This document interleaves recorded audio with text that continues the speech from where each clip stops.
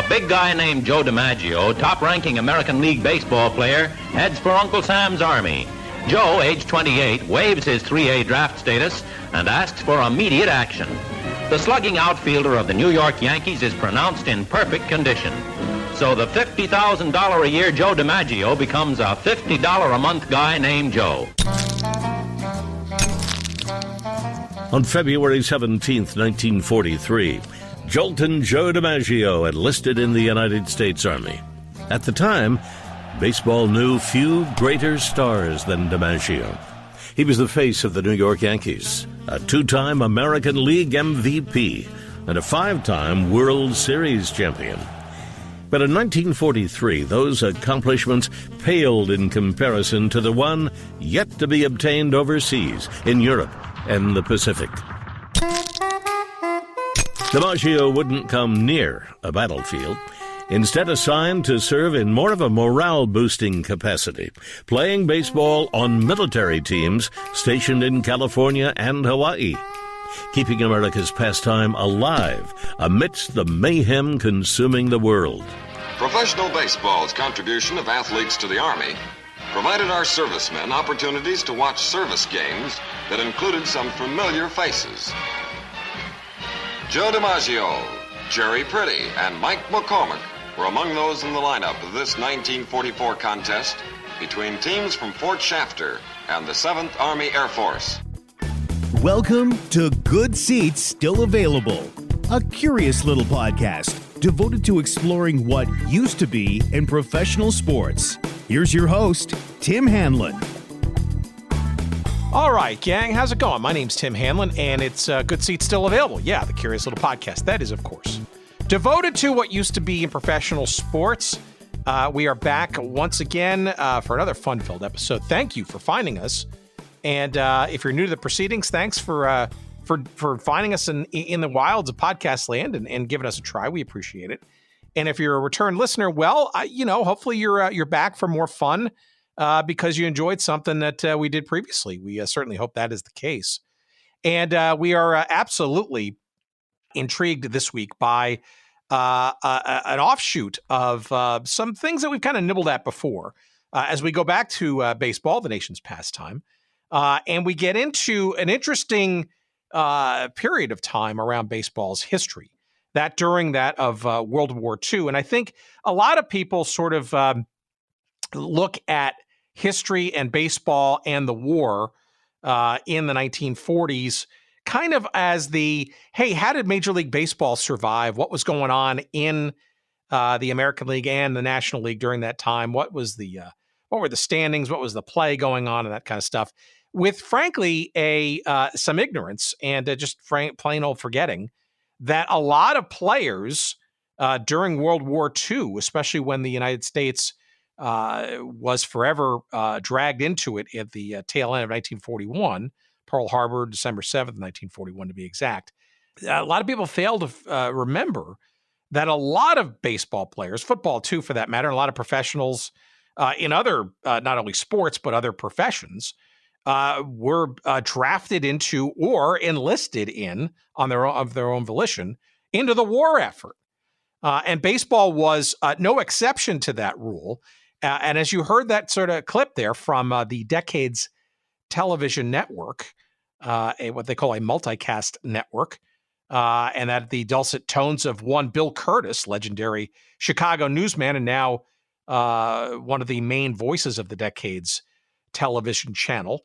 And at the end there, a little Chris Schenkel for you, prior to, or maybe even during, well, it's probably prior to his ABC television days, narrating sort of the end of that clip there. That's Joe DiMaggio being remembered, if you will, or discussed as being an enlistee, he says, yes, to the war effort. He was not drafted, but plenty of players were. And baseball was absolutely a thing that was protected and all the way to the highest offices of the land. FDR at the time, with his famous green light letter, was absolutely in favor of keeping the national pastime of baseball in major league form going, and also continuing baseball's presence when players went to the armed services, the armed forces. They were encouraged to continue to play in Navy teams, in Army teams, in various ports of call, whether it be in various bases in Europe, and certainly in the Pacific Theater as well. And our guest this week, Gary Bedingfield, has a great new book out about how baseball in the armed forces was played in Hawaii during the Second World War. Arguably the major center of armed forces baseball, Hawaii was. The book is called Baseball in Hawaii During World War II, and it's a fascinating tale of a whole bunch of players, a lot of them minor leaguers, a whole bunch of major leaguers, either draftees or enlistees, playing baseball for the pleasure of the armed forces on various bases around the world. Some who were, by day, involved on the battlefield. Others who are involved in desk jobs or other parts of the war effort. But all of them enjoying, frankly, the opportunity to play for the betterment of morale, for the entertainment, at least in Hawaii. But I think also in some of these other bases too, for the local fans there, the sort of plainclothes, if you will, non-military personnel to the extent they could, but certainly for those who were a part of the war effort that could use a little R&R. And by the way, getting to see some of the world's best baseball players, including, for example, Joe DiMaggio, or Ralph Kiner, or Bob Lemon, or Johnny Mize, or Stan Musial, or Wee Reese. How about Phil Rizzuto, Enos Slaughter, Red Ruffing? I mean, these are like Ted Williams. We're talking about future Hall of Famers, all of them. Joe, of course, Joe Gordon, Joe DiMaggio's brother, Dom. Most of these players, that we just mentioned, future Hall of Famers, but just literally dozens and dozens and dozens of great players who were either drafted into or volunteered their way into service for their country during World War II, and getting the chance to thematically continue baseball, which, very much was part of the fabric of culture in the United States. And it was important, certainly at Roosevelt's level and others high up in government and military service, who felt that the continuation of play, both in the major league realm as well as in the actual armed forces, was important to keep hopes going and alive. No question, servicemen were following what was going on in Major League Baseball at the time. If they weren't playing themselves, they were watching it or sort of following it. And what a rare and unique opportunity to see some of the best players in the game at the time, literally in military uniform, playing for their respective services. And it's just a fascinating tale. Gary's not only book, but has a fantastic website that sort of chronicles what was going on at this time. It's called Baseball-in-wartime.com. He's also got a sister site called baseballsgreatestsacrifice.com. Is an unbelievable database of baseball players, minor league, major league, and others in the professional game, who paid the ultimate sacrifice, lost their lives in various war efforts. And we're talking pre-World War I, all the way through post-Vietnam and non-wartime and all that kind of stuff. It is probably the most comprehensive database of baseball players who lost their lives while serving this country. But the bulk of our conversation this week is around this unique time, around baseball in the World War II era, and in particular, the play of the game, the America's pastime, on these various bases during the actual war effort, as most of these great players made their way overseas to serve their country. That's the topic this week with our guest, Gary Bedingfield, as we talk about baseball in Hawaii, but other places too, during World War II. The fascinating time. Some of the best players ever collected playing games on bases all around the world while the war was raging. Very, very interesting. I wouldn't call it a footnote, but foundational part of the baseball history thread and its contributions to life in this country. With Gary coming up in a moment's time. Stay tuned. It's really interesting stuff.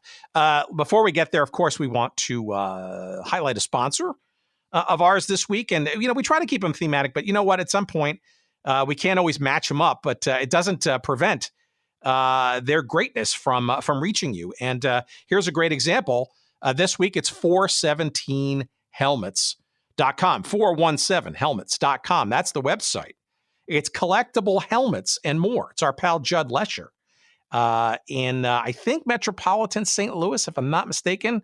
Judd, I'm sorry you're yelling at your device right now. Of course, it probably is. But if I've mistaken you or you've moved since we first got connected, I apologize. But yes, of course, as the site sort of hints, it's about football helmets, mini football helmets, and they're well done. They're fantastically crafted, handcrafted. Just about every team from any league, both present or past, whether it be collegiate or professional, whatever you want, high school even. They're all there for you, but the WFL is represented. The NAIA, if you're into small Division III and college, whatever, they're all there. And look, if you want something custom made, you can get that too. As attentive listeners of this show may remember, Judd and I, once we got connected and formalized our relationship, he was kind enough to create on the fly a New York Cosmos NASL football helmet. Of course, it's a soccer one, right? But it's great. It's really cool. What a great way to commemorate your favorite team, regardless of sport.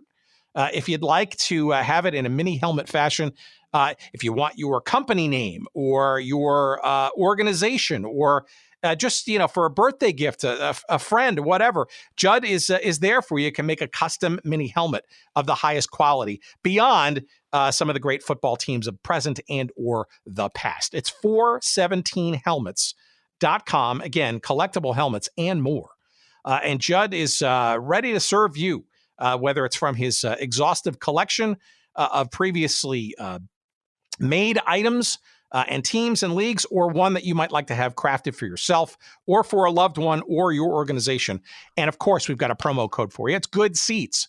Good Seats. That's the promo code at 417helmets.com. That gives you 10% off all of your purchases at 417helmets.com. Thank you to Judd. Thank you, listeners, for trying them out. You will enjoy, and we have seen many, many, many repeat visitors. That's how well regarded Judd's wares are, and you will do us a solid by checking them out and hopefully finding something you love at 417helmets.com, promo code Good Seats. Thank you, Judd, and thank you, listeners. And of course, thank you all for continuing to listen. As we get into this week's topic, we're going to talk wartime baseball. No, not in the United States, but all these great players going to serve their country. We're going to talk about what they did, how they played, and the excitement that was baseball in Hawaii and other places around the world during World War II. Here's our chat with Gary Bedingfield. Please sit back and enjoy.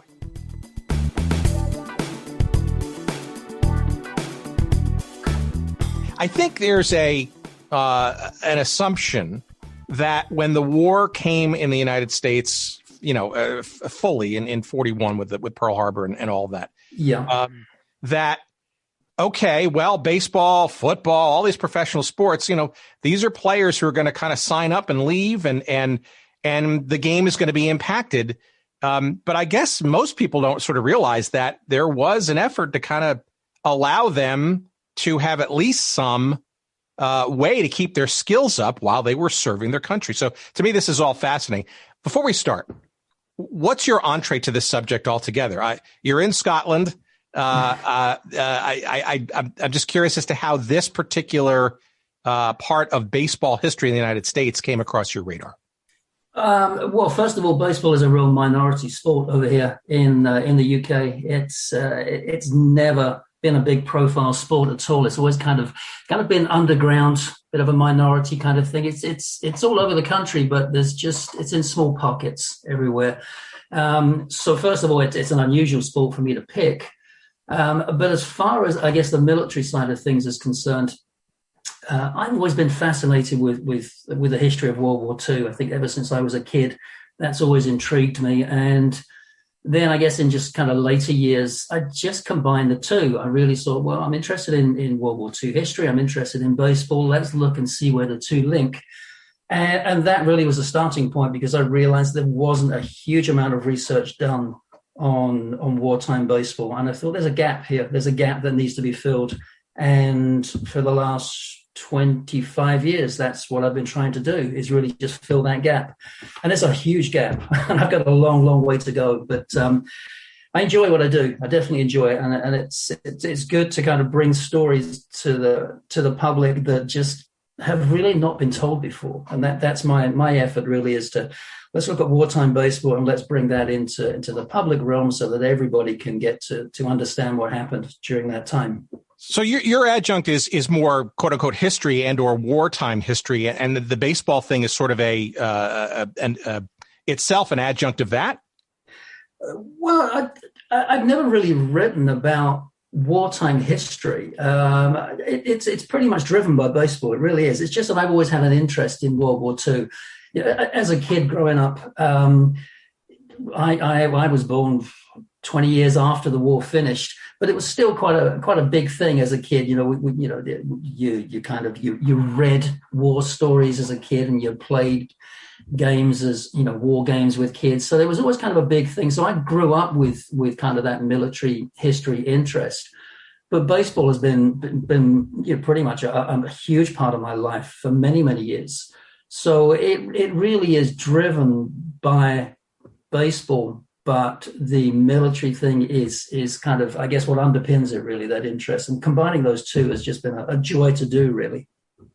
All right. Well, let's kind of set the tone. And obviously we have listeners of all ages, you know, those who remember maybe first person kinds of things, and they were there, although obviously in this particular area it's getting a little lean as the years roll on. But you know, people who are just completely ignorant or just curious about sort of baseball history or what was going on around that time. But maybe you will set the tone a little bit as to sort of, I guess, the prelude, right? I think everybody knows, you know, the date that will, you know, live in infamy, right? And, you know, the cursory look is that wasn't truly the quote unquote beginning of the U.S. involvement in the war, but it certainly was a line that was drawn that there was no going back at that point, right? After lots of conjecture and debate in this country. But maybe you can kind of set the tone a little bit, and perhaps there's no denying, though, that was a seismic event that maybe is important to kind of at least set the tone for how then baseball and the war sort of commingled, shall we say? Yeah, well, we actually need to go back a little bit before Pearl Harbor to really look at the link between baseball and the military, because what you had was the draft. So you had players that were coming out, certainly out of the minor leagues, going into the military before Pearl Harbor. I think the draft began in October 1940. So you would look at kind of the summer of 1941, when the U.S. was not really at war. But you still had plenty of baseball players who are now military personnel and were playing on various teams, mainly in the U.S., to some extent in Hawaii as well. But baseball was happening on a military kind of level at that time before Pearl Harbor. But once you had Pearl Harbor, that was really where it all changed. And that's where, I think it was by January or February of 1942, you had U.S. troops landing in the UK. So that was just a couple of months after Pearl Harbor. There were thousands of U.S. troops then stationed in the UK. As what was decided was that they would make the push against Germany before they would make the push against Japan. So you had a load of U.S. troops in the UK, and that's what interested me, I guess, at the beginning. Really was, I live in the UK, so what kind of baseball happened during the war, and that had never been written about. So that was a really interesting kind of look at things there. But I think somewhere in the region of around 3,000 minor leaguers served in the military during the war, and something like about 500 major league players were serving in the military at some point during the war. So those are pretty big numbers. And then, of course, we can also add to that those that lost their lives, and we're looking at probably around about 160 minor league players who died, 2 major league players making the ultimate sacrifice as well. What's interesting is that minor league figure, the actual figure is not known. We're at 160, but I keep discovering new ones every year. I wrote a book a few years ago called Baseball's Dead of World War II. I wrote that in 2010, and the figure then stood at 127. The figure's now around about 160, and I'm probably going to find another few in the next few months. Kind of disappoints me, really, that baseball has forgotten these people. They played the game professionally and made the ultimate sacrifice for their country, and yet have been forgotten. Talk to me about the draft, because I think it's lost on a lot of people that this you're referencing essentially in 1940, the fall, I guess, right, where President Roosevelt essentially signed into law, in essence, a major drafting of able-bodied males. Again, understand the time. But interestingly, I think a lot of people in today's sort of modern understanding would look back and go, gee, how were baseball players and other professionals not able to, quote unquote, get out of that, so to speak? Yeah, there was no way out. I think we're talking about very, very different times. This is October 1940 with the first draft. And it was, as you said, able-bodied Americans. America needed to defend itself, although it wasn't involved in the war. It knew that something was coming, something was going to happen, and it saw that it needed to build up an army. Really, it had a pretty dismal-looking army. Really, it had an excellent navy, but as far as the army was concerned, it really didn't have hardly anything at all. So there was no way out for anybody. Unless you had a medical reason to not get him, not be drafted. And many players were drafted. Hank Greenberg was probably one of the most famous players that was drafted in those very early days. And there were a lot of kind of other players as well, and maybe not so well-known players that were drafted. And there wasn't a way out. If you were fit, which the majority of baseball players were, then they were eligible to be drafted. And that was all done on lottery numbers. And the lower your lottery number, the more chance you had of being drafted. So it was really kind of a very random sort of thing. You were just allocated a number, and if that number happened to be a fairly low number, the chances are that you were going to get picked. So no one was immune, and whether you were a baseball player or any other kind of professional. I mean, if we're talking, I don't know. I think it's ages 21 to 35 or 36, something like that. And the numbers were staggering. It was in the 2-3 million level, I guess, at least in sort of in the earliest days. It was millions, and everybody had to register for the draft. Absolutely, everybody had to register.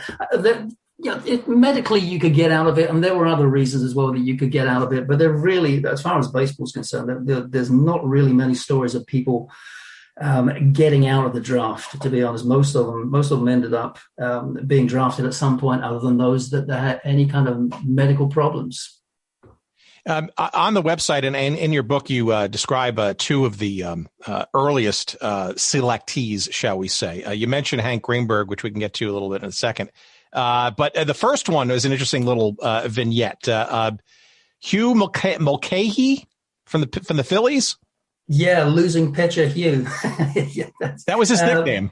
That was his nickname. Yeah, because he lost a ton of games just because the Phillies were such a bad team. It certainly wasn't because he was a bad pitcher, but he's recognized as one of the very first. He's the first, I guess, high-profile player to be drafted. There were various others that got drafted: Lou Thuman, Otis Swigart, I think, and another guy named Muscles Gallagher was another one, who were they were major league players, but they weren't really well known. But Mulcahy was one of the first to be drafted. Yeah.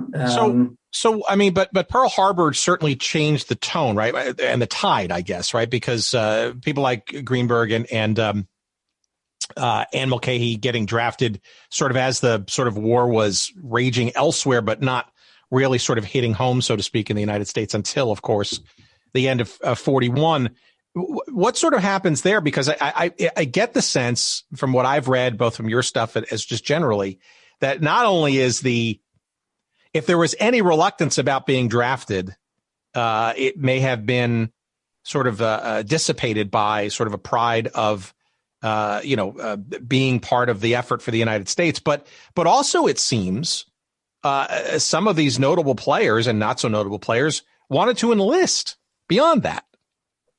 There were certainly some that did enlist. Yeah, they wanted to be a part of things. And I think that some felt it was a good idea to enlist because I think you had to serve for 12 months. So I think some felt it was a good idea. Let me enlist now. Let me get my 12 months out of the way, and then I can get back to playing baseball. This is before Pearl Harbor. But I think that was the idea for some of them. Was it a good idea to kind of do it beforehand and just get it out of the way?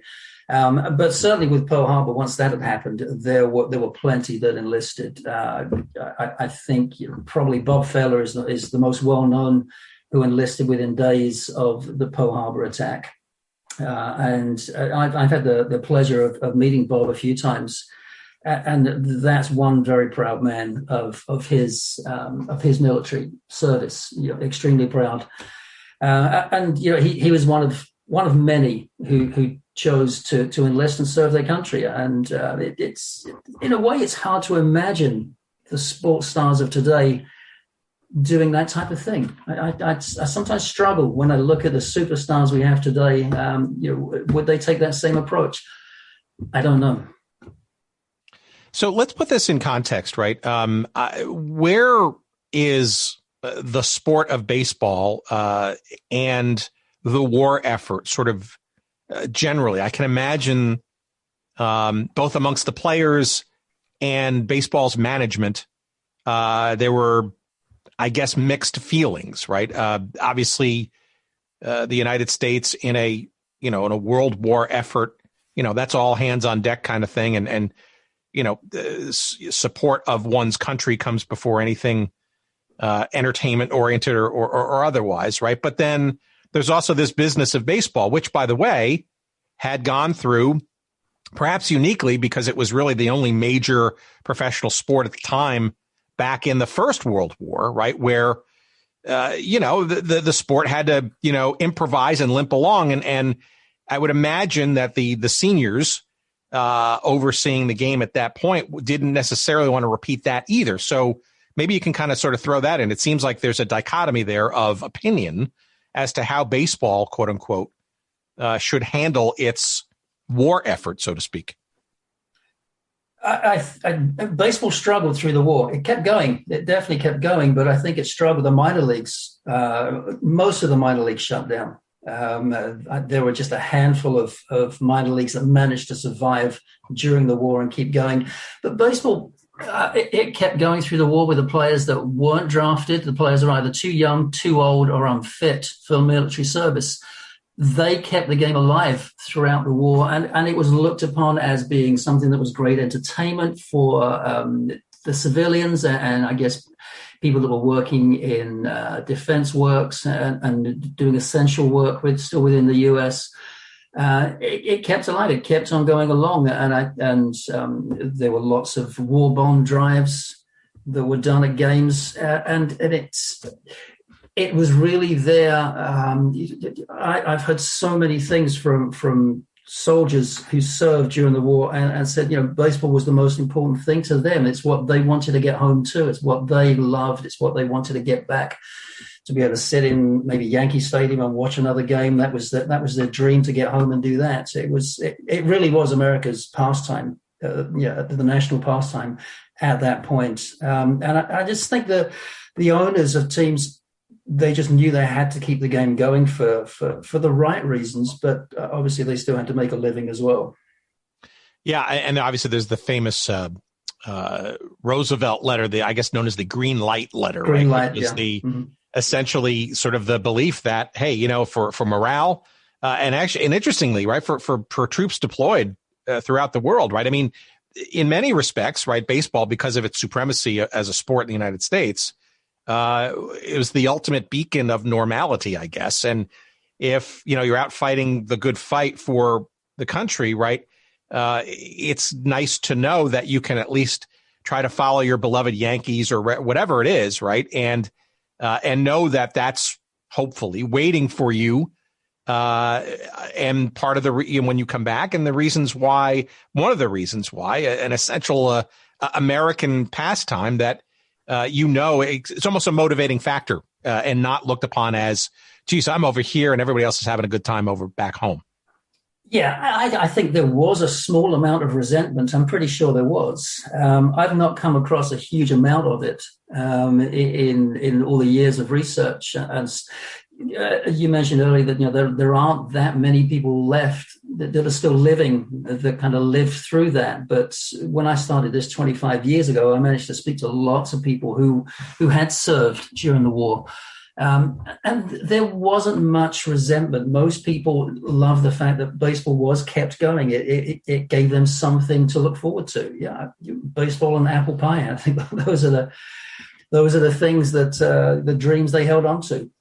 So, all right. So let's describe then, and obviously the major focus of this extensive book, by the way, and we'll promote the hell out of it during the rest of the episode, but.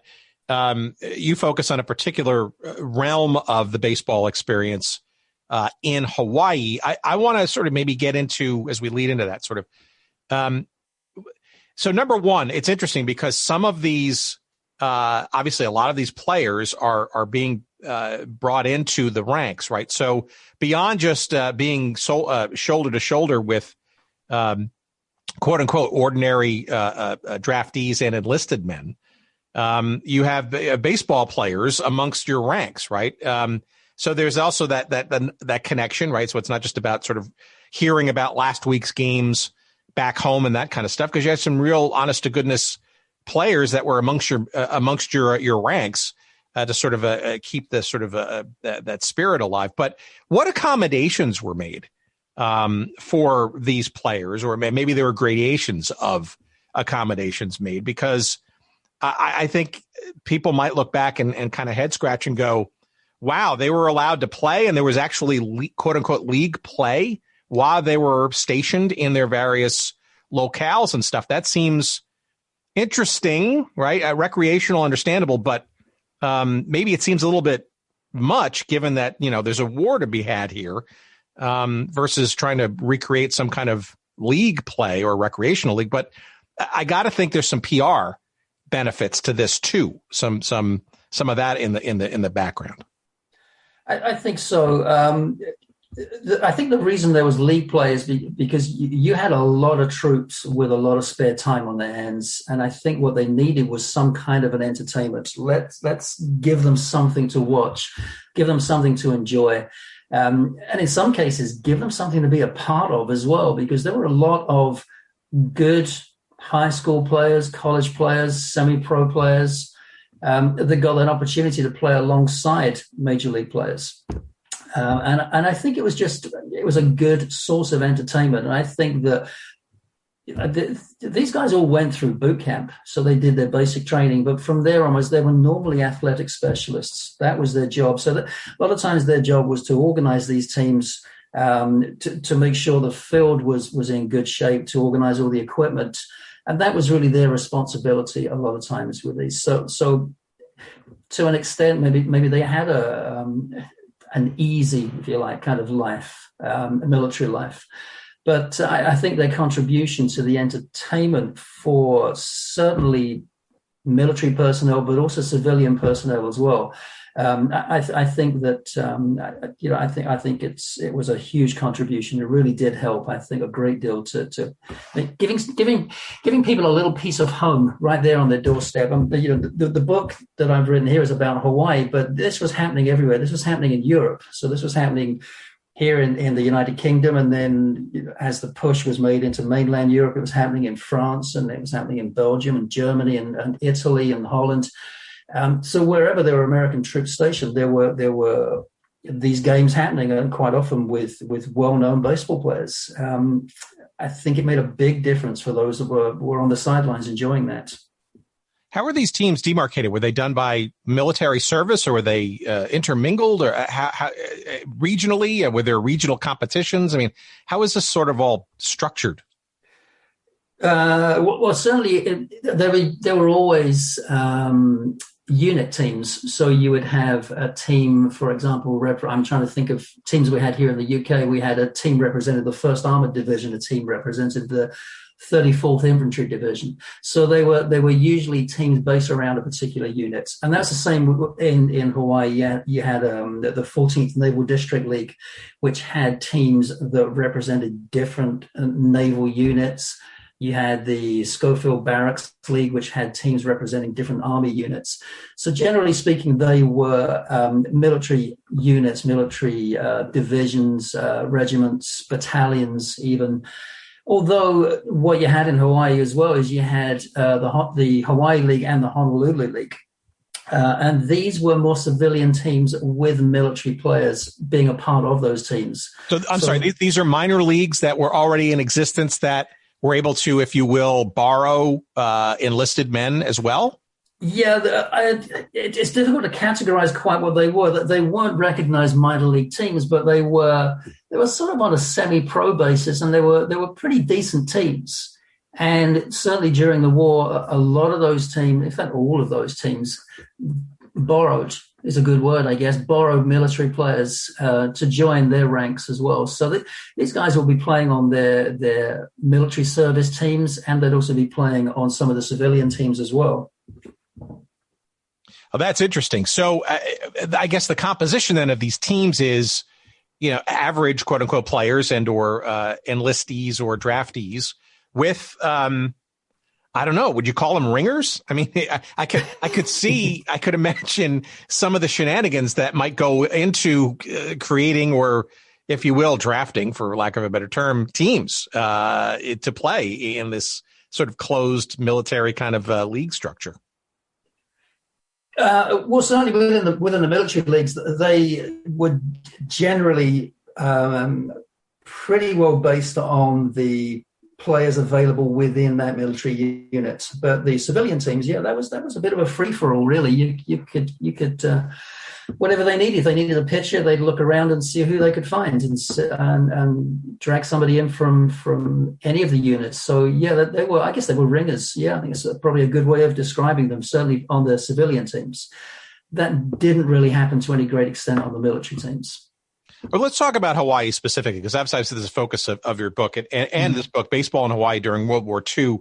In the sort of a picture says 1,000 words department, the cover of your book is probably it's a stunning picture. I don't know where you got it from, and maybe you could describe it a little bit, but in essence, it's this place called Furlong Field. I don't know where that is. You'll tell us, I'm sure.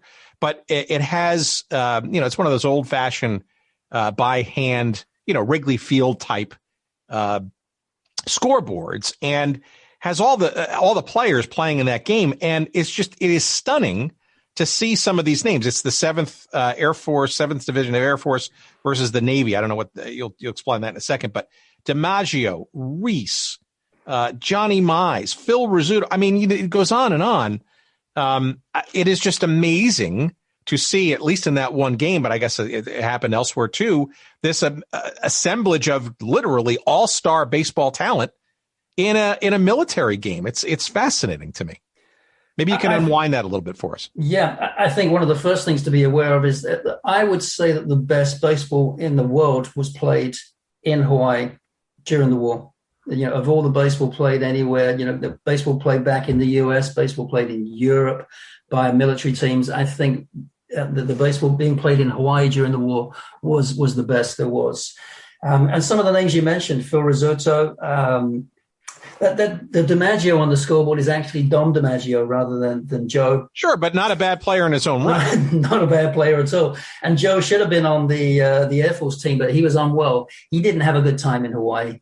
But the picture is a beautiful picture. I got it from somebody named Harrington Chrissy, who has done lots of work on research with regards to Navy baseball, and he has a great collection of photographs, and that's one that I hadn't seen long before I put the book together. And just when I saw it, I said, well, that has to be the cover. It's a fabulous old scoreboard. It's from the 1944 Service World Series, which was between the Army and the Navy. So you got a real rivalry between two outfits, and both the Army and the Navy brought players in from all over the place to appear in these games.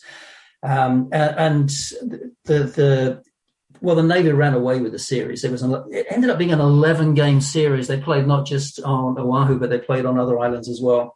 And the Navy really ran away with the series. But you had guys on there like Johnny Myers, Barney McCoskey, Joe Grace, Phil Rizzuto, Wee Reese.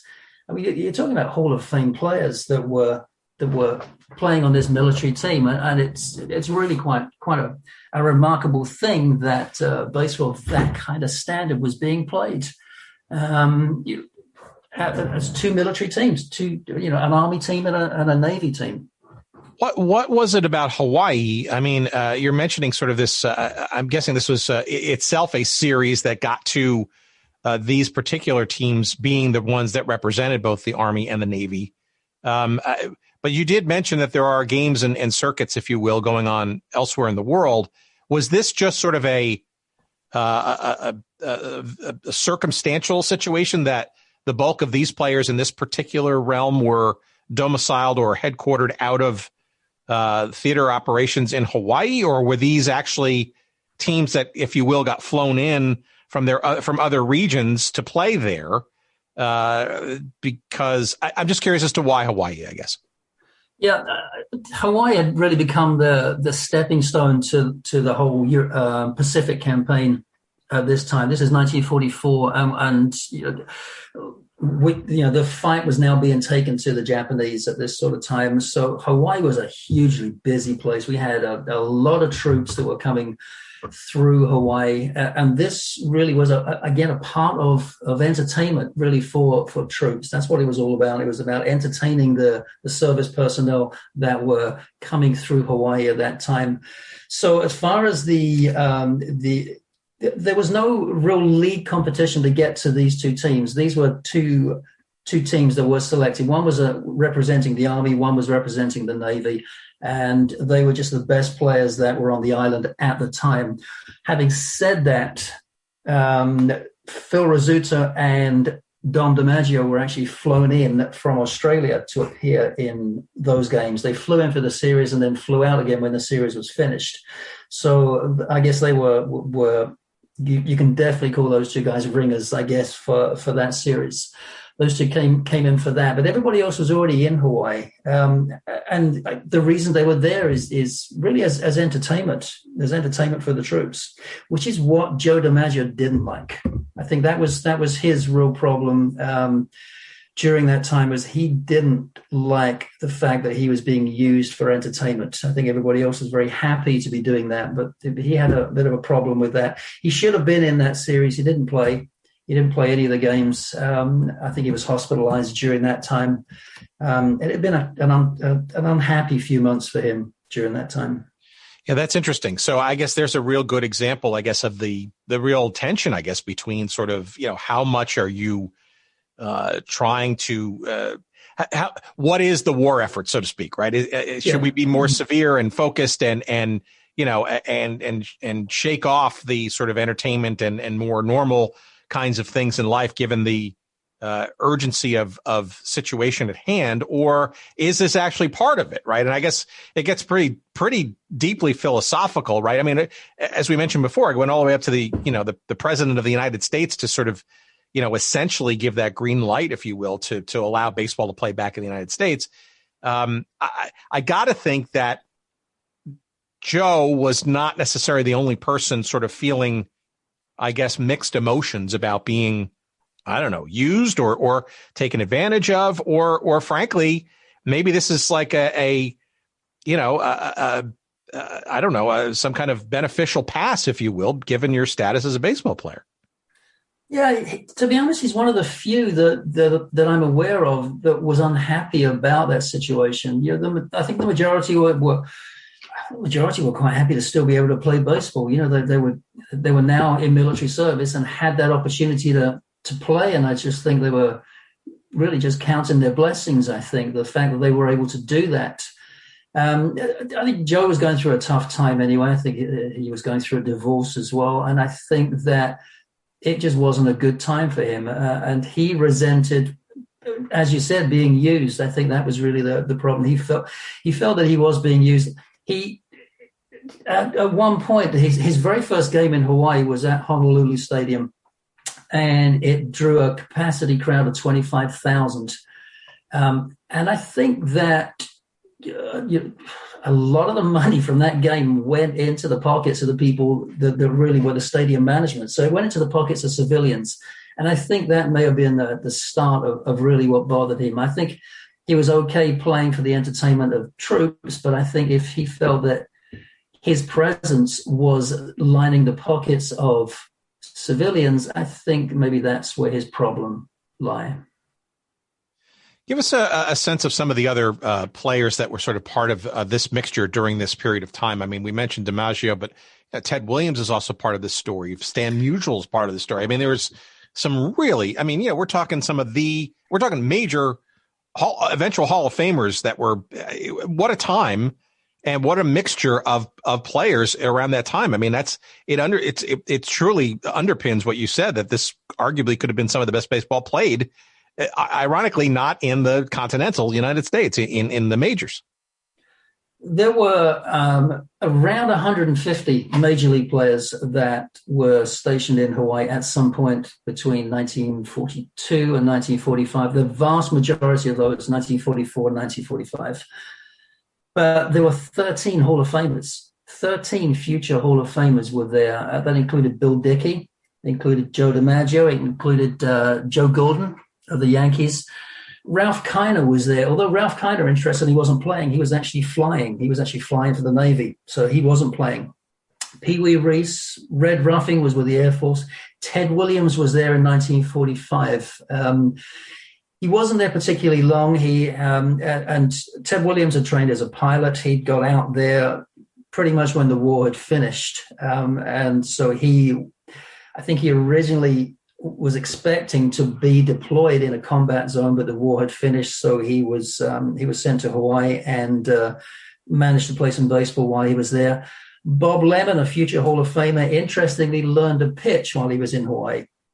He had been a third baseman beforehand, but it was really pitching for his team in Hawaii that really built up those new skills. And when he came back after the war, he really stopped being a third baseman, started working out as a pitcher, and the rest is history with Bob Lemon. Ted Lyons was there, Johnny Mize was there, Stan Musial was there in 1945, Phil Rizzuto and Enos Slaughter. There's 13 Hall of Famers. I mean, that's why I believe the best baseball was played there in Hawaii during the war. I really do. It's an incredible list of names that were playing at that time, and an incredible opportunity for lesser known players to be able to play alongside these guys, because all these guys played for separate teams. So the rest of the team will be made up with a few other major league players, a couple of minor league players, and then guys that were college players and sandlot players and high school players. So what an amazing opportunity for those guys to play alongside future Hall of Famers.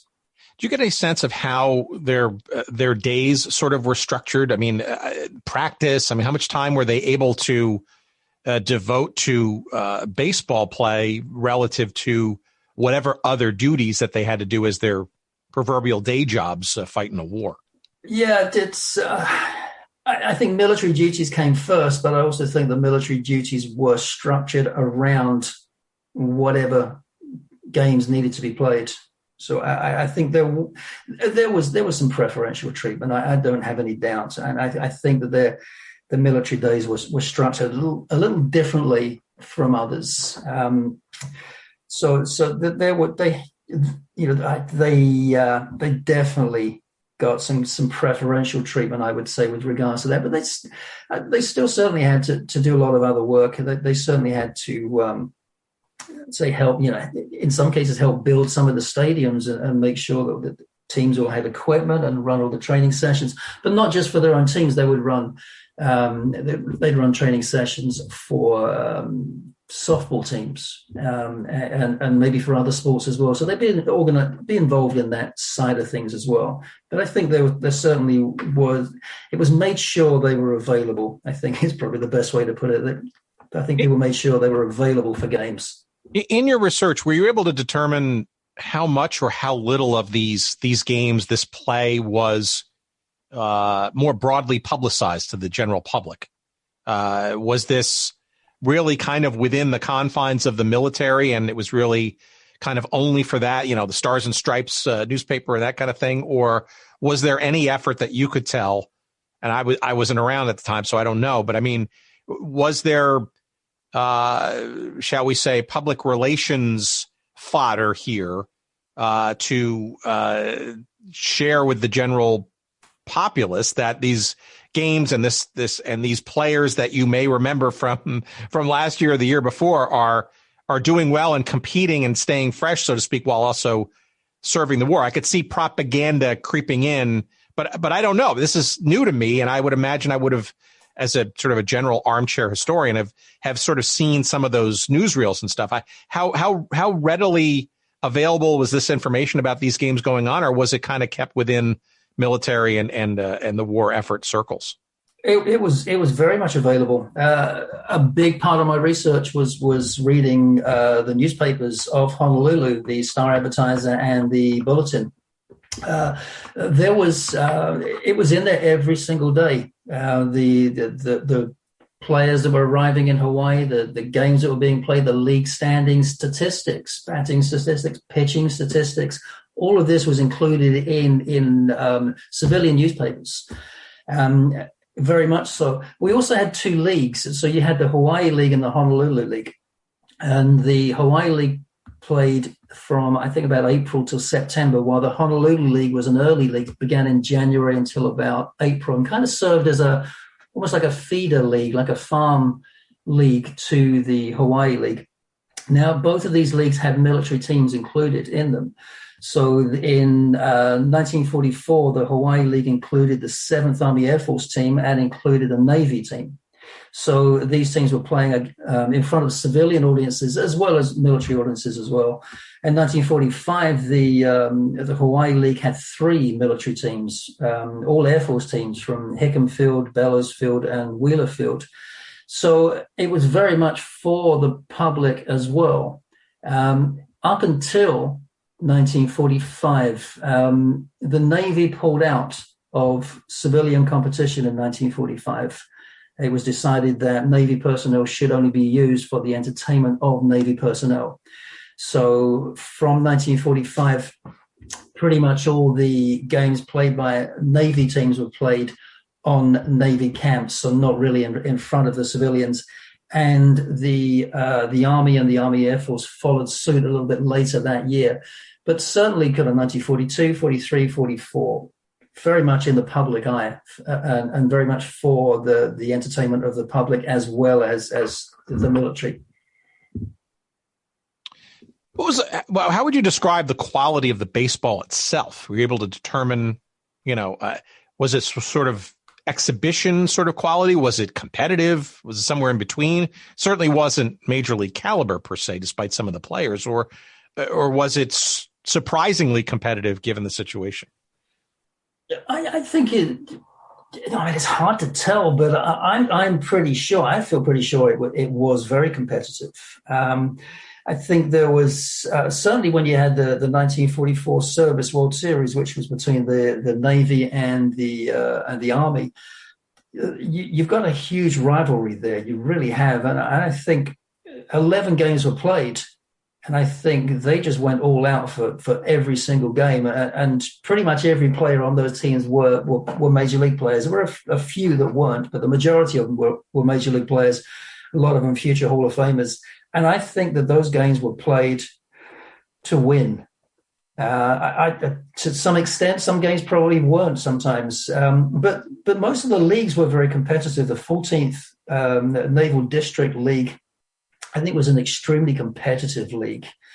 And if you look at batting averages and things, there's a few guys might be hitting around 400, but the averages weren't that different from what you'd expect to see, when you're looking at major league batting averages. What was organized baseball's feeling about all of this? I mean, you're mentioning that this was not sort of hidden. This was publicity. People were reading and hearing about these games and these players and their exploits and all of that. And I'm sure a lot of it was sort of swallowed hard, if you will, and, supporting of the war effort and whatnot. But I can't imagine that the industrialists behind organized baseball at the time, trying to, limp along and keep the sport going and back home and support, but also, I can't imagine, though, that they enjoyed seeing some of their best and star players, being touted outside of the game, or maybe it was a promotionally convenient. I'm just curious as to how that relationship, if you can call it that, kind of was at that time. I think it's an interesting point. I guess you can look at it from a few different angles. I think one thing is, well, at least those players are keeping themselves in shape so that when they come back, they're going to be ready to play again. I guess also there's that fear that if they are playing every day, are they going to get injured and therefore not come back in good shape? But I really do think it was a different time, and I think people thought differently. And I just think that maybe those owners kind of looked and thought, well, this is what the country needs. This is a morale booster for everybody, and we need this. And let's and I'd like to think they were behind it. Again, I've not heard any stories that have said they weren't. Yeah, that's interesting. I just got to think that there was, and maybe not fully understood or shared, so to speak, a sort of this dichotomy, I guess, of yeah, you can imagine, like, if you're the Dodgers or the Yankees or one of the sort of supreme teams, if you will, seeing some of your best players not only, being good and supportive members of the military as the war rages on. I mean, there's nothing bad about that from, I guess, a PR perspective, right? But you also got to think too that some of these players, with all due respect, may never come back again, right? Or they're fighting a war and they could get injured. These are, if you will, prized possessions of these teams, which are going concerns and businesses and stuff. And in some respects, you kind of just probably fear every day that you don't have them on your lineup and your designs on what the team and baseball is going to be once the war hopefully is over. I just, that strain has got to be pretty real and raw and maybe sort of under the surface of a lot of things. Yeah, I'm pretty sure it was. I think maybe the game is more driven by money these days. And, if you're looking at somebody, if he's not playing for me, then he's playing for somebody else and he's not making me any money. Maybe the game wasn't driven quite as much by money in those days. But certainly there were a few players that did get injured and didn't come back, weren't able to continue their careers. I think there's a few of them where that happened. I think Cecil Travis is probably the most well-known one, who he wasn't playing baseball during his military service. He was fighting in Europe and ended up with frozen feet, fighting on the battlefields. and never really came back the player that he had been before he went to war. But if you're away from the game for 2-3 years, if you're still playing, then I guess you're keeping fresh to some extent. And I guess, maybe team owners would say, well, that's a good thing. At least they'll be worth something when they come back. So not too sure on that one. Any particular teams or leagues, if you will, or competitions that stood out in your research? I mean, your book it's meticulous, but I mean, for example, the Hickam Field Bombers, right? And some great names in there, some of which, I've never heard of, like Johnny Swede Jensen, how good or bad he was. But Johnny Mazur was on that team, right? I mean, so I'm just curious if there were any teams or maybe one or two that sort of stood out or stand out that people might just not generally be aware of. And if they consider themselves big fans of baseball, they maybe might want to investigate these unique teams or situations further. Yeah, I think the biggest league was really the 14th Naval District League. I think that's really the kind of the Premier League, I guess you could call it, with regards to baseball being played in Hawaii during the war. And that had just some great teams on. The Navy had more players than the Army. The Army seemed to struggle to get players. I don't know the reason behind that. But probably the biggest naval team was the Pearl Harbor submarine base Dolphins, which again I think is a great name for a team. And they had been playing in Hawaii since before the war. But once the war started, they were able to pick up a lot more players. Walt Masterson, the pitcher, was one of the key players that they picked up. But that league had some fabulous teams, and it really did. The Iron Naval Barracks Dodgers, the Fleet Marine Force, which is I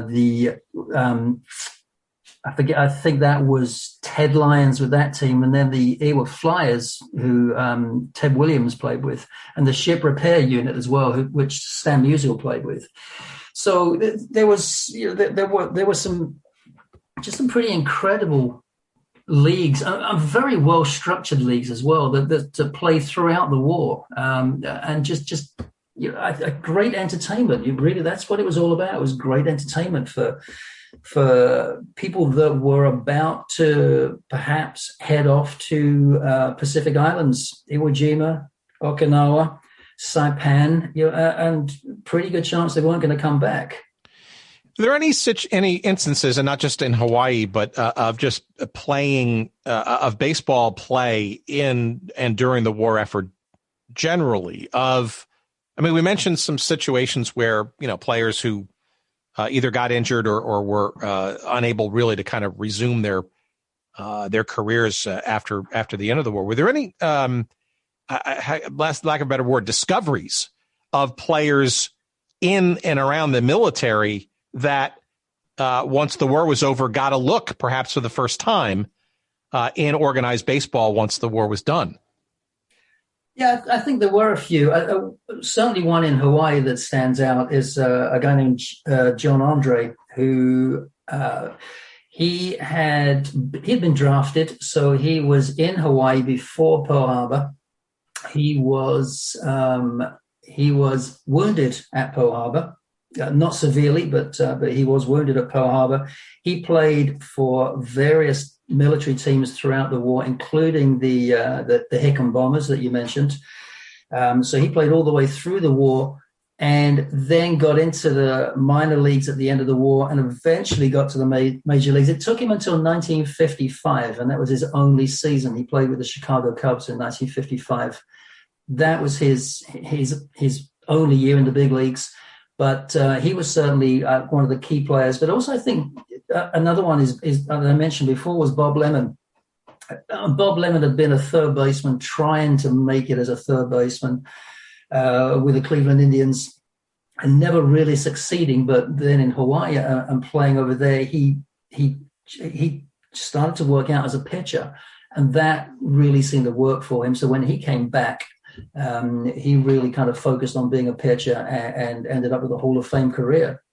So I guess in a way you could say thanks to Hawaii and thanks to military service for Bob Lennon.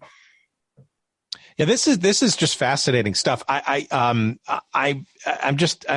amazed. I mean, folks listening to this episode, right? You have to, and I'm going to let Gary do some promotion in a minute, but your website, baseball-in-wartime.com, I mean, is just a treasure trove is an understatement in terms of just the meticulous research around all of these players, regardless of theater, regardless of year or service branch that they were part of. It's just, it goes on and on and on. And these are names that, any baseball fan will know, and any baseball historian will find another layer of dimension, I guess, of players and their, let's call it their alternative life for this period of time during the war effort. It is this. This is an amazing trove of information and stuff.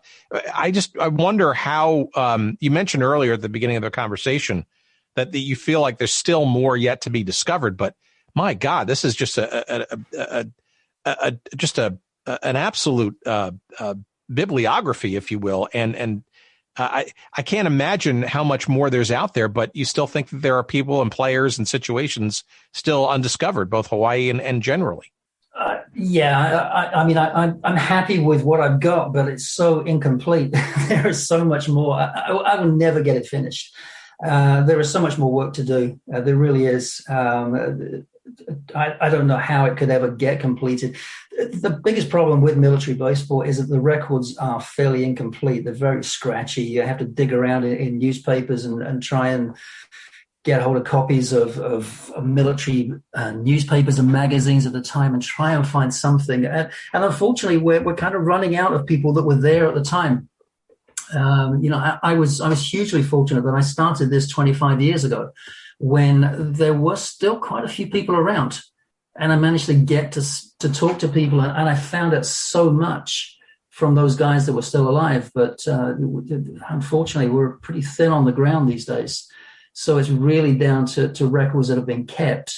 But there's more to come. I think there's still more to come, and I'm still, what intrigues me most of all is that I'm still finding players that didn't survive. They lost their lives during the war, and yet they're completely forgotten. They're unknown. People didn't even know they existed, and yet they played minor league baseball, not Major League Baseball. There are only two that died during World War II that played Major League Baseball. But a lot of minor league players, and I'd say probably around 160 is what I've got at the moment. I know there are more. We found another couple just a couple of weeks ago. We came up with another couple of names. They just keep cropping up. And I guess what I want to do is just make sure that they all have a voice. They are all remembered in some way. What they, the sacrifice that they made is just incredible. And I think that should always be remembered. But then also I think the sacrifice that baseball players made with regards to their military service, whether they played baseball or whether they fought on the front line, I don't care. I just think that they should be remembered for the fact that they were taken away from the game that they loved for 2, 3, 4, 5 years, and served their country. And I think that they should all be remembered. And there's a lot more work to do. I'm not there yet. I'll keep on going. All right, let me ask you one more question, and I'll let you promote after that. On their website in particular, is a completely separately fascinating environment that I suspect is also probably the place where you probably have maybe the most yet still soil to till, and that's the Negro League side of it. And I'm really especially curious. I mean, there were some tremendous and amazing names that went on to play in Major League Baseball as well, right? Which in and of itself is a story, right? People like Larry Doby and Monty Irvin and on and on. How much were you able to kind of discern the delicate issue, I guess, of quote unquote integration or that kind of stuff in and around military play for these players that literally back home couldn't get a shot in the major leagues because of, the various issues and obstinance and ignorance.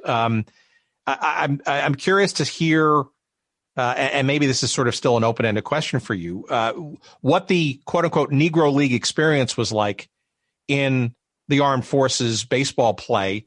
Was it better? Was it worse? Was it these were just because Lord knows there's plenty of stories about sort of segregated units during the war, and the inequity and the absurdity, frankly, of fighting for your country when yet you're back home. There's still this rampant segregation and injustices and inequalities. I'm just curious as to, maybe this is a book in and of itself, right? I got to think the African American baseball experience in the military during the war is itself its own subset of stories, intrigue, and drama and other things. Yeah, it was something that I really wanted to look at closely. The military was segregated. The army was segregated. So any African American personnel were in their own military units. But interestingly, baseball very often wasn't segregated. Very often wasn't. It mostly was on the mainland in the U.S., but it wasn't in Hawaii and it wasn't in Europe. I guess things were just a little bit more relaxed there. And just kind of taking Hawaii as an example, we had former Negro League players like Frank Williams, Hal Hairston, a guy named Sonny Boy Jeffries.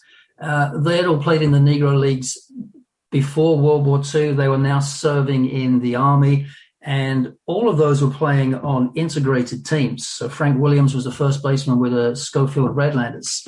And that was something that he wouldn't have been able to do back home in the U.S. before being in the military. And Hal Hairston was pitching for the 7th Army Air Force. Hal Hairston pitched in the 1944 Service World Series. So you had here a Service World Series with people like Wee Reese, Phil Rizzuto, Joe Gordon, Johnny Mize, and Hal Hairston, a Negro League pitcher. It was an incredible opportunity for them to be able to do that, and rightly so. Gladly things began to change on the baseball front, after the war. But certainly during the war, integration happened. Integration happened in Europe as well. There were teams in Europe. The team that won the 1945 ETO World Series was an integrated team with Willard Marshall and Leon Day were the two players on that team. So really just a great. What was done is what should have been done. Yep, and that's the way it should be, and it was great to see that opportunity. There's a lot more, I think, work and research, and you said probably a book on its own, just talking about that subject. I really think there is. Yeah, I mean, it seems to me almost this is, and we've dealt with a lot of different sort of Negro League teams and league situations and stories and stuff, but it feels to me again as an armchair sort of historian and/or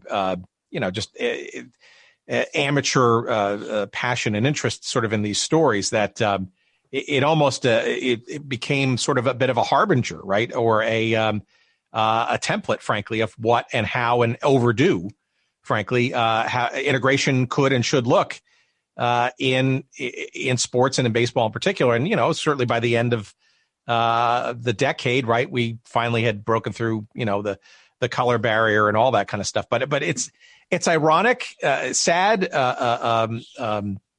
anticipatory, obvious. I don't know, but pick your adjective. But to me, it's a fascinating and still odd sort of story about. I mean, you're mentioning segregation in some of these units or a lot of these units. Yet here they are, the teams and stuff. At the end of the day, right? If it's a quote unquote war effort, right, or if you're looking for quality baseball players, I mean, what the hell difference does it make what skin color you are when you're trying to, win a league and all that stuff? And then it just brings into relief all the other things about like, well, why are we separated and segregated in the first place?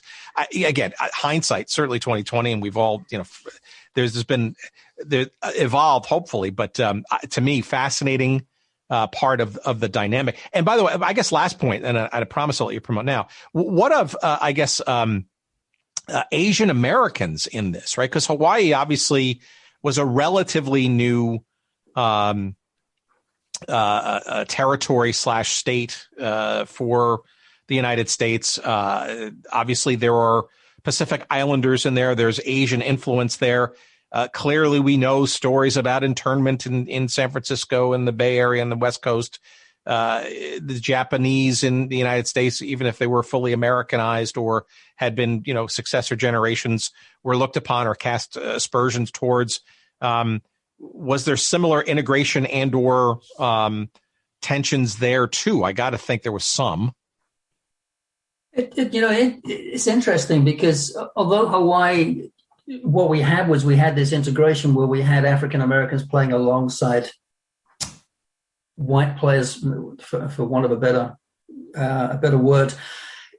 Interestingly, the teams in Hawaii before World War II, the teams in the Hawaii League were actually kind of segregated teams, but segregated by, we had Japanese team, we had a Chinese team, we had a Portuguese team. So it was quite interesting that these teams were segregated prior to that. So you would have thought that maybe the kind of integration then during the war wouldn't really happen. But baseball in Hawaii before World War II was very kind of segregated by their ethnic background. But we had a lot that, around about 15 Japanese American players from Hawaii went and played in the Japanese professional leagues before World War II started. 1936, the Japanese professional league began, and around about a dozen or so headed over to Japan to play in those leagues. Players like Fred Hasegawa, Jimmy Horio, Bozo Wakabayashi, who ended up in the Japanese Hall of Fame. These guys were all Hawaiians of Japanese descent, and all went out to play in Japan. The vast majority of them came back in 1941, early part of 1941, when you could see that things, the relationships between the Japan and the US were starting to break down and things weren't going too well. Most of them came back, although actually a couple of them didn't. A couple of them actually stayed and remained in Japan throughout the war. Certainly, I think integration is a whole separate subject that we should. Hey, maybe that's my next book. All right. Well, we get 10%, whatever that is. So, all right. So, time to promote. Give us where we can all find and read more and follow you in your continued exploits in this. The current book, as well as the site, and frankly, projects that you think you've got sort of in the hopper either now or going forward. Okay, well, I've got two websites, actually. I've got a website called Baseball-in-wartime.com, which is an incomplete history of wartime baseball. It's as much as I can find so far, but it's every day I'm trying to add something new to that. But there, as you mentioned, there is a ton of stuff on there. And it really looks at everything to do with military baseball. It doesn't just focus on major league stuff. It focuses on anybody that played baseball during the war. And I've tried to get team rosters in there. I've tried to get league standings and biographies of players as much as I can. But I also have another website, which is called baseballsgreatestsacrifice.com. And that website is a little bit different because that's dedicated entirely to people that either lost their lives or were wounded in combat during the military service. So that's a kind of a whole different look at things. I have on there biographies for around about 160 minor league players who lost their lives in World War II. So far, we found 25 minor league players who lost their lives in the First World War. Pretty convinced there's more. I just haven't found them yet. We've also got them for the Korean War, Vietnam War. Iraq, Afghanistan, wherever I can find players that made the ultimate sacrifice, they're on that website. So those are my two websites that I have. I also produce a newsletter, a kind of an on-off newsletter that's been running since 2007. I think we've had about 50 issues of that have come out so far during those years. So there's always kind of bits and pieces in there as well. But my most recent project is a book called Baseball in Hawaii During World War II, which tries to tell the story of everything that happened military-wise with regards to baseball, although it covers the civilian leagues as well, because it's never been done before. And that was my pandemic project. So I needed something to do during the pandemic when we here in the UK were in a pretty tight lockdown and couldn't really do anything or go anywhere. So here's a project I took. I've never even been to Hawaii, I must admit. That is on my list of places to go. And I feel I know the place really well, but I've never actually been there. But it became an important book for me to put together because not only of the players that were there, but I just think that the rich baseball history that happened during those years and really trying to piece everything together.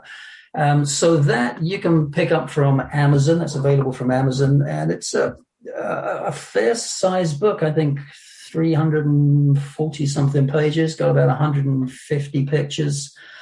Around 160 biographies of players in there as well, league standings, statistics, pretty much everything I could gather for baseball in Hawaii during World War II. As far as future projects are concerned, I had the privilege of attending an event in New Orleans back in 2007 called When Baseball Went to War. Which was a fascinating conference. We had Bob Feller there. We had, and we think Jerry Coleman was there. Johnny Pesky was there. Unfortunately, we've lost all these guys since then. But we put together a book anyway for that conference back in 2008. But we're now looking at a new expanded edition of that book. So that's quite an exciting little project at the moment, is looking at putting that together. So that's happening at the moment. Don't have too much in the way of details of that. It's still just kind of in the pipeline as far as that's concerned. And at some point, I am going to do baseball in Europe during World War II. But I just think I need to take a breather for a little while, and then I'll get onto that project as well. So that's pretty much me. But as I say, the website is I'm always adding stuff to that. And I should also say, I also welcome anything as well. If anybody has anything, any stories or anything related to wartime baseball that they want me to share on that website, that's what it's there for. And I would be happy to put anything on there that they might have, photographs, stories, anything at all.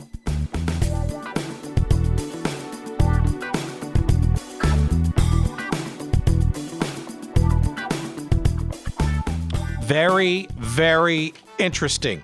Thank you, Gary. Baseball in Hawaii During World War II. That's the name of Gary's book. It is published by Baseball-in-Wartime Publishing, which, oddly enough, is also the website, baseball-in-wartime.com. That's Gary's site, and there you will find an amazing treasure trove of information and blog postings, a little bit more about the book, some of the more well-remembered or known players, a bunch who are not. There's a sister site called baseballsgreatestsacrifice.com, which literally is the large and comprehensive and frankly always still sadly growing database of players who lost their lives in various war efforts, who either had a minor league cup of coffee or a substantial major league or somewhere in between career. And Gary's work is it's an important contribution to the history of the sport of baseball for sure. You will be fascinated by all of it, and I highly encourage you to get a copy of this book and check out the websites and all of that stuff. Of course, you can search up this episode with Gary on our website at goodseatsstillavailable.com. And, of course, this week for that episode, you'll find tons of great photography which is especially helpful for this week's show. You'll also see that on our social media feeds as well. But if you search up this episode on our website, you'll find a convenient link to the book, which will take you to Amazon for a quick and easy ordering process, and you'll get the book delivered about as fast as humanly possible. And of course, while you're on the website, goodseatsstillavailable.com, you can see all the episodes that we've done for the last 4.5 years, as well as all the episodes to come. They're all there for you to stream, to share, to download, do whatever you'd like. Of course, the easiest way to ensure that you get every stinking episode of our little show is to subscribe or follow us on your favorite podcast catcher, feeder, whatever it is you might utilize to listen to podcast episodes. We're just about everywhere you can find good podcasts. And on social media, you'll find us as well. On Facebook, you'll find us at Good Seats Still Available. On Instagram, you'll find us at Good Seats Still Available. And on Twitter, you will find us at Good Seats Still. You can send us email if you'd like directly. By all means, please do so at hello@goodseatsstillavailable.com. We got an email newsletter for you, an email newsletter, he's trying to say. That's a weekly endeavor. Just go to the website again and just search around. You'll find a little link, just a name and your email address, and you are good to go, and you are considered yourself on the list. Our thanks, of course, to the great, the wonderful, the one, the only, you know him, you love him, you can't live without him, Jerry Payne. Jerry Payne, Audio Excellence. Thank you, kind sir, for all of your editing chores and expertise this week. And thank you, the great listeners out there, for listening. As always, we appreciate it and love it very much. We tip our baseball cap to you in your various general directions this week, and we'll look forward to seeing you next week here on this little show. Thanks very much for listening. Until then, stay safe, enjoy some of the summer that's coming your way, and we'll see you next week. Bye.